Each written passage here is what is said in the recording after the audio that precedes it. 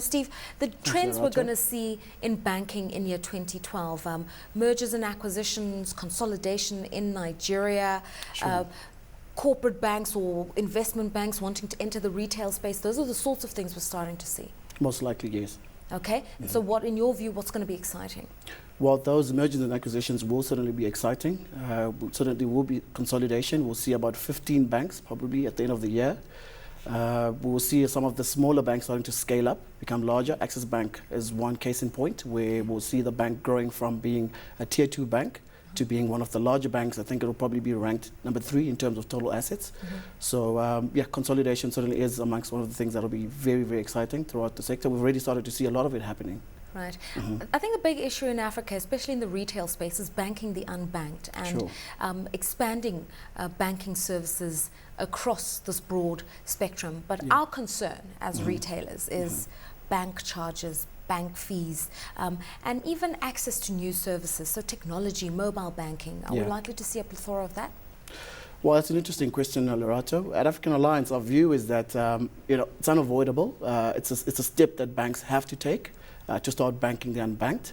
Unfortunately, a lot of charges would have to come with that. You do understand that cost of funding is quite high in many of these countries, particularly in Nigeria. The cost of doing business is also particularly high. So the products will come, telephone banking, for instance, the new payments, mobile payments products that are coming onto the market, they certainly will come, but the banks need to make a profit, and we'll certainly start to see a lot of these banks coming in with the products, but the charges will also come with it.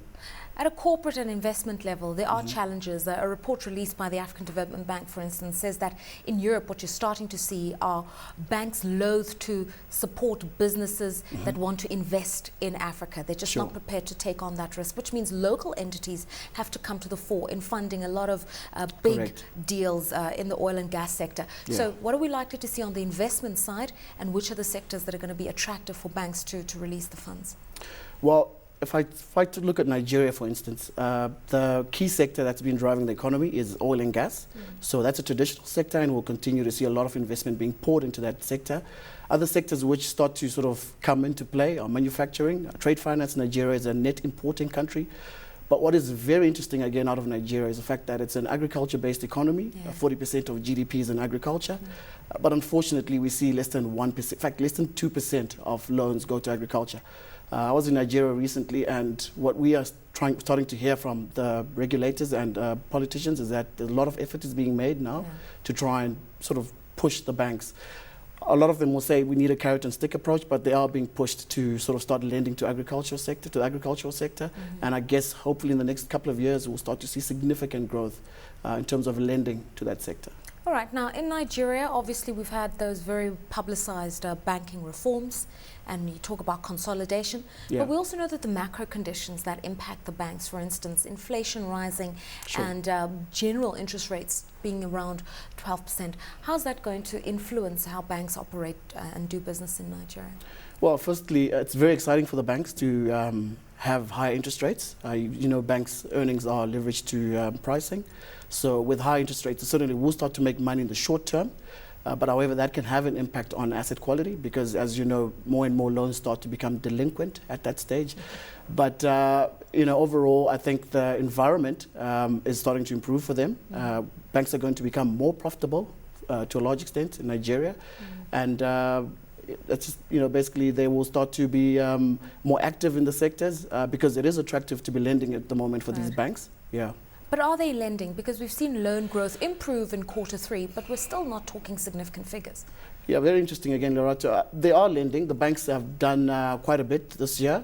Surprised to say in March of 2011, private sector credit growth was 10% month on month, which came as a bit of a surprise to us. In fact, at the beginning of the year, we all thought that the banks would be quite sluggish in their lending and would focus on fixed income securities. But we have seen some strong growth, and I think the sector is doing an average of about 20% for this year, and most likely it'll be maintained next year. The banks that tend to perform well are the tier 1 banks, and they seem to be unscathed from the general corporate governance issues that have afflicted the banking sector in Nigeria. Correct. Are those the ones that will continue to perform well? They certainly are in an advantageous position, if I may put it that way. I think their cost of funding, again, is what I said earlier, is a very important issue in Nigeria.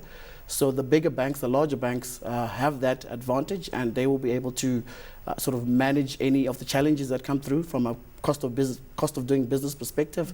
And certainly, yes, the tier one banks will do better than all the other banks. All right, let's jump two countries and head over to Ghana. Sure. And this week, the GSE Financial Index has improved, and that bourse has really been vulnerable to global factors because it's a fairly illiquid stock exchange. Yes, it is. But the banks perform well irrespective. Why is that? Well, the banks in Ghana over the last couple of years have been very profitable owing to the relatively high interest rates which the banks have been able to obtain over the last few years. Net interest margins have been in the range of 10 to 15% for the banks. So in a sense, you'd say that the ROEs that the banks have been able to register over the last couple of years have been very high relative to the rest of sub-Saharan Africa. So in the face of a market that is not performing well, these banks have become somewhat defensive stocks, although banking stocks are generally not defensive stocks, but they have been a sector that has been performing quite well, and a lot of investors have chosen to get into banking stocks. More so, you probably find a lot more liquidity in banking stocks than you do with other sectors in also Ghana. In Ghana, we're seeing some level of consolidation, but not quite at the pace we're seeing in Nigeria. Sure. Big news recently has been ETI and the Trust Bank, but the regulator put a bit of a hold on that one, saying it was anti-competitive, sort of big banks taking over small banks, and you do need to see a little bit more competition in that sector. What are the trends? There will be consolidation in Ghana, but to a lesser extent. They've raised the minimum, what they call the stated capital. It's been raised to 60 million Ghana cedis by the end of 2012. The foreign banks were forced to raise their minimum stated capital to that amount by end of 2009, and the local banks have to comply by the end of 2012. But what will happen is that the consequence of not being able to meet the deadline or raise the minimum capital to that stage will just generally result in you losing your banking, your commercial banking license, but not necessarily getting out of business.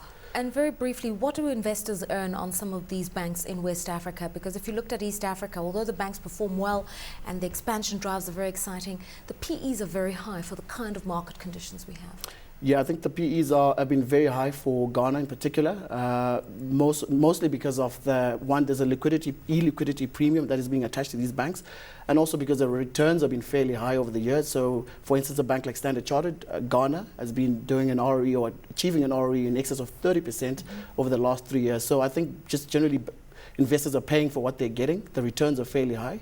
So this is why the PE is quite high for most of these banks.